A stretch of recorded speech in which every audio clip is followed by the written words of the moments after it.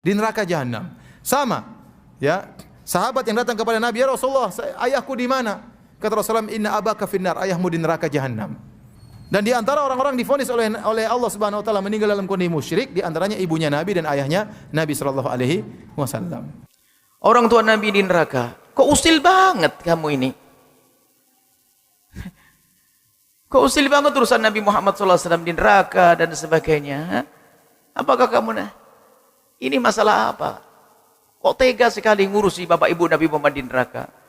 Apakah memang ada hadis Nabi, hadis sahih tentang seorang laki-laki yang bertanya kepada Rasulullah, bagaimana tentang bapakku?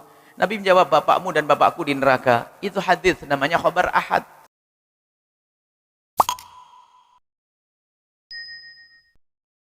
أعوذ بالله من الشيطان بسم الله الرحمن الرحيم.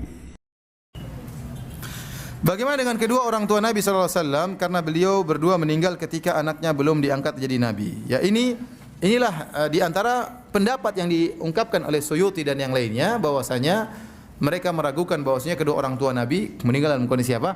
Musyrik. Karena mereka berdalil bahwasanya kedua orang tua Nabi hidup di masa fatrah. Masa fatrah itu adalah masa sebelum diutus Nabi berikutnya. Ya, Nabi Isa alaihissalam, Rasulullah SAW lahir pada tahun sekitar 671 apa? Masehi. Nabi Isa umurnya ya kira-kira 600 tahun antara Nabi dengan siapa? Nabi Isa. Setelah Nabi Isa meninggal dunia, tidak ada Rasul yang lain kecuali siapa? Rasulullah. Berarti 600 tahun itu masa apa? Masa fatrah. Ya, menurut mereka orang yang hidup di masa fatrah tidak ada yang masuk neraka. Orang yang hidup di masa fatrah tidak ada yang masuk neraka. Karena Allah berfirman, "Wa ma kunna mu'adzibina hatta nab'atha rasula." Kami tidak mungkin mengadab sampai kami mengutus seorang rasul. Para ulama telah menjelaskan ayat ini, dan ini dijelaskan oleh Imam Nawawi rahimahullahu taala dan yang lainnya. Bahwasanya kami tidak akan mengadab sampai diutus rasul atau orang yang mewakili rasul atau selama ajarannya masih ada. Oleh karenanya, ajaran tentang tauhid yang ditinggalkan oleh Nabi Ismail alaihissalam di kota Mekah, ditinggalkan oleh Nabi Ibrahim, masih tersisa. Meskipun Nabi Muhammad belum diutus. Oleh karenanya, di zaman fatrah tersebut ada orang-orang dikenal dengan Al-Ahnaf, yaitu orang-orang yang bertauhid, tidak melakukan kesyirikan. Di antaranya Waraqah ibn Naufal.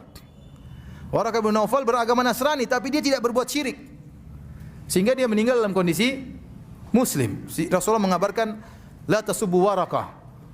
Jangan kalian mencaci maki Waraqah, sungguhnya aku melihat bagi Waraqah surga, satu surga atau dua surga. Jadi dia meninggal dalam masuk surga. Ya, sebaliknya ada orang-orang yang divonis oleh Nabi dalam neraka jahanam meskipun di masa fatrah. Contohnya siapa? Contohnya Amr bin Luhai al-Khuzai. Kata Rasulullah SAW, aku melihat Amr bin Luhai al-Khuzai di neraka jahanam, Sahih Bukhari. Kenapa? Aku melihat dia menggeret ususnya di neraka jahanam. Kenapa? Dia yang pertama kali bawa kesyirikan ke kota Mekah. Dia yang pertama kali mengkeramatkan onta-onta. Li'annahu awwalu man sayyaba sawaib. Dia orang yang pertama kali mengkeramatkan onta-onta. Dia di masa fatrah, Nabi vonis di neraka jahanam. Contohnya Abdullah bin Jud'an tadi saya sebutkan dalam Sahih Muslim. Hidup juga di masa fatrah sebelum Rasulullah SAW diangkat menjadi Nabi. Dan Nabi mendapati dia dan dia baik. Aisyah bertanya, "Hal yanfa'u dzalik ya Rasulullah?" Abdullah bin Jud'an dahulu memberi makan kepada fakir miskin, kemudian dahulu menyambung silaturahmi, menjamu tamu. Apakah bermanfaat? Kata Nabi, tidak bermanfaat. La yanfa'u dzalik, tidak bermanfaat. Lam yakul yauman qat rabbi ghfirli khati'ati yaumaddin. Tidak pernah dia berkata, "Ya Allah, ampunilah dosa-dosaku pada hari kiamat kelak." Di neraka jahanam. Sama, ya.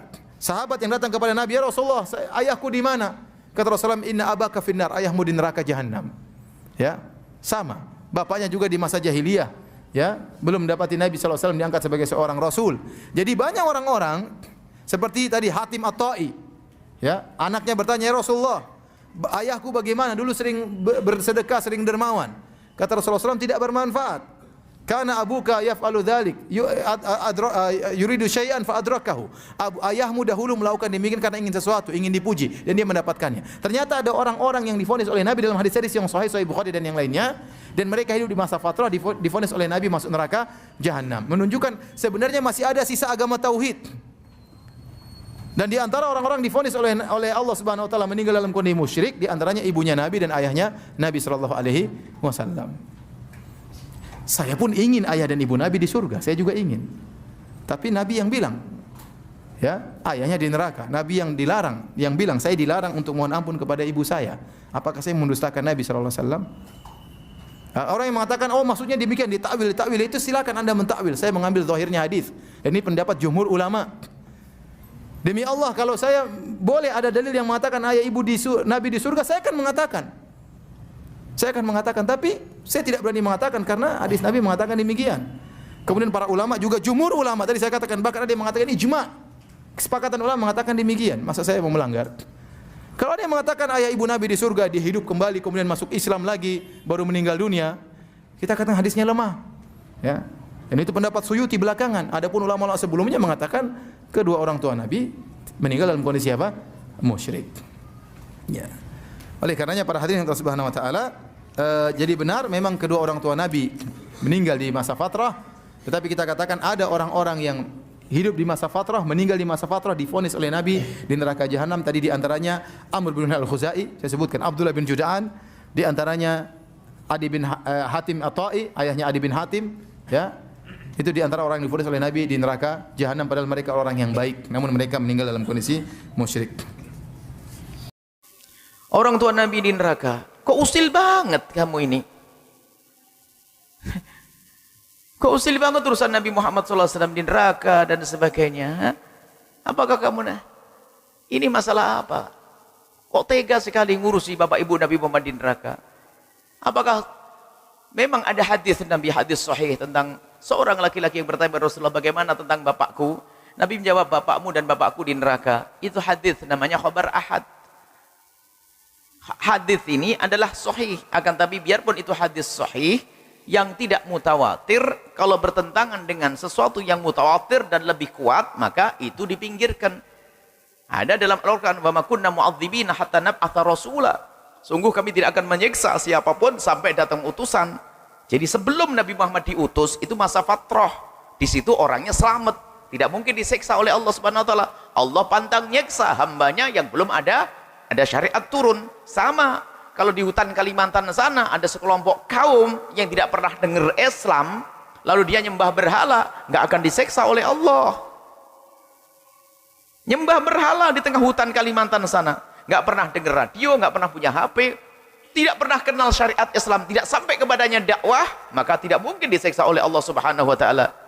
Maka masa fatrah, masa antara Sayyidina Isa alaihissalam, dan memang belum ada nabi yang diutus untuk orang Arab. Artinya nabi-nabi yang lain bukan untuk orang Arab. Dan Allah tidak akan menyiksa siapapun yang hidup tanpa utusan. Dan ayahanda Nabi wafat sebelum Nabi diutus, sebelum Nabi terlahir. Ibu dan Nabi wafat waktu Nabi masih kecil, belum diutus sebagai utusan Allah Subhanahu wa taala. Wa ma kunna mu'adzibina hatta nab'atha rasula. Sungguh kami tidak akan menghukum siapapun sampai aku mengirim utusan. Ada dakwah nyampe kepada beliau. Jadi ini aneh.